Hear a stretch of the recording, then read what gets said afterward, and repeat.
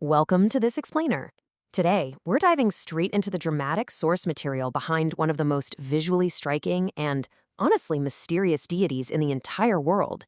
If you've ever seen images of Lord Jagannath, you immediately notice something incredibly distinct about his form.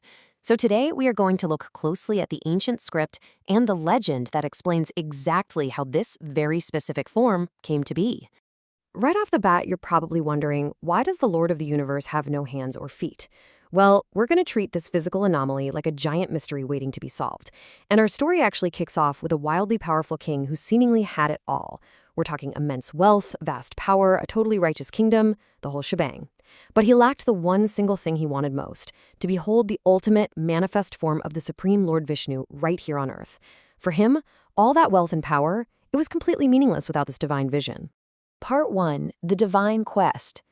We are jumping way back into the Satya Yuga, a deeply ancient era in Hindu cosmology, to follow King Indradyumna of Avanti as he embarks on this desperate, obsessive search for the divine presence. To get us grounded, let's quickly meet our key players. First up is that devout ruler I just mentioned, King Indradyumna. Then we have Vidyapati. He's the royal priest's highly perceptive brother who acts as the loyal emissary sent out to actually find the Lord. And finally, there's Viswavasu. He is a tribal Sabara chief living deep in the eastern forests, and he is fiercely guarding a massive divine secret. So the king sends Vidyapati on this grueling 10-day trek far into the dense wilderness of Orissa.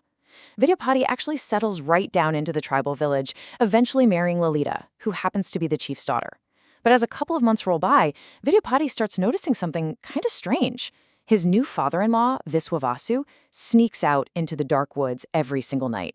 And when he comes back at dawn, he's literally radiating divine light and smells like supernatural sandalwood. It's wild. After Vidyapati relentlessly begs his wife for the truth, the chief finally agrees to take him to see this hidden god. But there is a catch. Vidyapati must walk blindfolded every single step of the way. Now, here is where it gets incredibly clever. Vidyapati accepts the blindfold, sure, but he pulls this brilliant tactical move. He secretly drops little mustard seeds from a pouch tied to his belt as they hike through the tangled forest. He knows something the chief hasn't considered. Once the rainy season hits, those tiny seeds are going to sprout into bright golden yellow flowers, leaving a permanent, unmistakable trail right back to the secret cave. When they finally arrive and the blindfold comes off, wow, Vidyapati is completely awestruck. He's staring at Neelamadhava, this stunning deity carved of luminous blue sapphire that literally radiates warmth and light. But this massive moment of triumph is cut incredibly short. Out of nowhere, a divine voice booms from the heavens, declaring, "The time has come for me to leave this hidden form and manifest before all humanity through King Indradyumna." And just like that, poof! In a blinding flash of light, the sapphire deity vanishes into thin air, leaving the tribal chief totally heartbroken and Vidyapati sprinting back to report to his king. Part 2. The Sacred Log.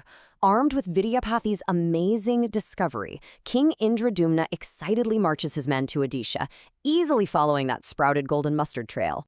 But, plot twist, when the king gets there, the cave is completely empty. He is absolutely devastated. He decides to fast on the seashore, essentially ready to just give up his life. But that night, he receives a profound dream carrying a highly specific prophecy. The Lord tells him, "I will not return as that blue sapphire Neelamadhava. Instead, I will return as Jagannath, the Lord of the universe." The king is instructed to keep his eyes on the crashing waves for a massive sacred wooden log known as Daru that's going to wash ashore. And this won't be just any piece of driftwood. It will be clearly marked with the divine symbols of Shankha, Chakra, Gada, and Padma. He is commanded to carve the new image from that very timber. So the king wakes up, sprints to the shore, and boom, there it is, the log. But actually getting it out of the water proves to be a massive challenge. The king tries absolute brute force. He uses his immense wealth, brings in dozens of elephants, and gets his strongest warriors to pull the log. But it remains stubbornly rooted in the surf. It's a complete failure.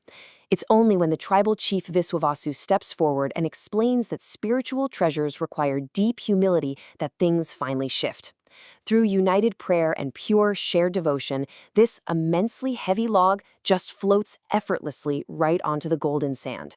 Part 3. The Broken Vow. Now, you'd think with the sacred wood finally secured, the king's troubles would be over. Well, his relief is incredibly short-lived. See, the king brings in the absolute best master sculptors on earth to carve the wood, but there's a huge problem. Every single iron chisel literally shatters into pieces the second it touches this divine log. Panic is absolutely setting in. But then this frail, highly mysterious old artisan named Ananta Maharana just appears out of nowhere and offers to do the job. He does, however, have one absolute unbreakable condition: 21. He must be locked inside the temple sanctum entirely alone for exactly 21 days with zero interruptions. No one can open the doors, no one can even look inside. The king agrees. The massive doors are sealed shut. And for 2 agonizing weeks, everything actually seems totally fine. The royal family is out there reassured by this continuous, rhythmic tap, tap, tap of the sculptor's hammer echoing through the heavy wood. But on the morning of the 15th day, that tapping completely stops. A total, dead silence falls over the temple. Well, as you can imagine, this sudden dead silence sparks absolute terror, especially for Queen Gundicha. She is just overcome by this rising panic, deeply fearing that the frail old man has collapsed. And in their tradition, if an artisan dies inside the holy temple, it's believed to bring a terrible, terrible curse on the entire realm. She begs King Indradyumna to intervene, pleading, "What if the old sculptor has collapsed from exhaustion without food or water? We absolutely cannot let him die inside." So, yielding to all this immense pressure and anxiety, the king breaks his sacred word. He pushes those massive temple doors open way before the time is up. But when he looks inside, the sanctum is completely empty. The old sculptor has vanished into thin air. The only things left behind on the stone floor are 3 massive wooden figures: Lord Jagannath, Lord Balabhadra, and Goddess Subhadra. They have these large round eyes and broad features, but their arms are totally smooth and incomplete. They have no hands, and they have no feet. Part 4. The Eternal Mystery. At this point, the king just falls to his knees in utter, total anguish, fully convinced that his impatience has permanently ruined the divine work. But right as the king is weeping over what he thinks is a colossal failure, the divine voice from the heavens echoes out with the ultimate plot twist. The voice commands him to regret absolutely nothing. It explains that in this specific era, the Kali Yuga, our current age in Hindu cosmology, the divine actively chooses to manifest in an abstract, boundless form rather than a physically perfect one. This wasn't some tragic accident caused by the king opening the door too early. This was the eternal desire of the divine all along. So what we're looking at here isn't a mistake at all. Every single physical anomaly is a profound, deeply intentional symbol. He has no physical hands. That represents extending his arms to embrace literally all living beings. No physical feet? That signifies his boundless ability to travel everywhere at once to protect his devotees. And those iconic, large, unblinking eyes? They are wide open to forever watch over the entire universe, completely free from any bias of caste, creed, or status. The crucial takeaway for us here is that what initially looked like this tragic mistake, an interrupted, unfinished carving, is in reality a perfect, finished masterpiece. The very features that make the deity look unfinished are exactly what make it a timeless, incredibly powerful symbol of absolute equality and unceasing grace.